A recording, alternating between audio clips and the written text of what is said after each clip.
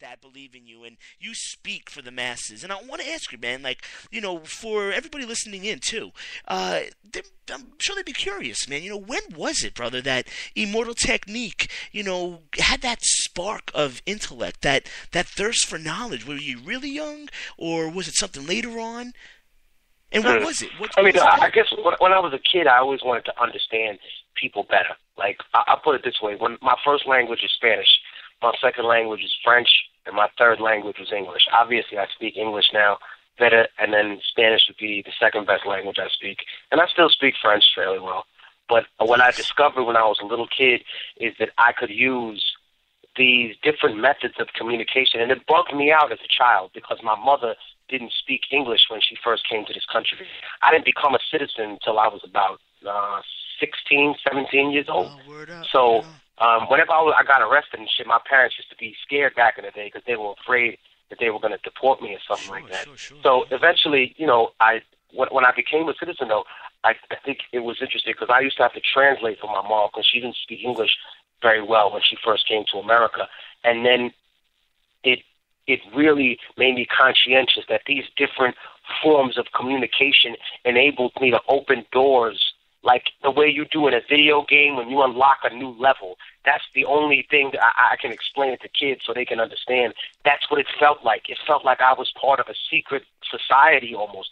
I could talk to somebody in English perfectly, and then the people couldn't understand me in English because I was flipping over to speaking Spanish. Then there was like a French family, and then there was a family, I think they were from West Africa, but they spoke French. So I was able to communicate with them, and they were surprised. They were like, how does little kid could speak Spanish and French and then English?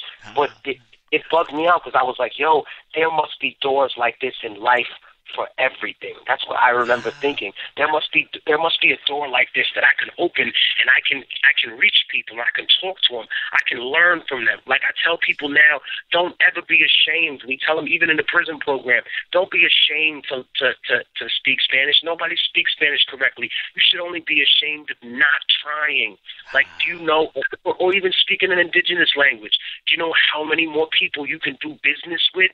I mean, even if you're a black person that has no Latin ancestry, a white person, no Latin ancestry, an Asian person, no Latin ancestry. Do you know how much more business you could do if you spoke, let's say, Russian, or if you spoke Spanish, or you spoke German, or you Chinese. spoke Portuguese?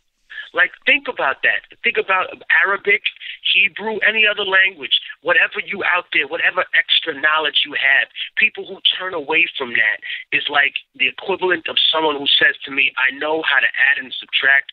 I don't want to learn how to divide and multiply.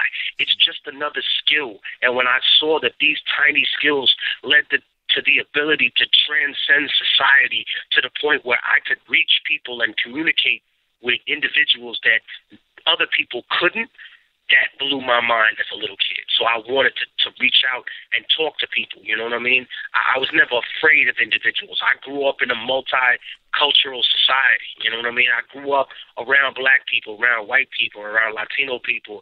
I never judged someone based on how they looked. It was more how they were, you know what I mean?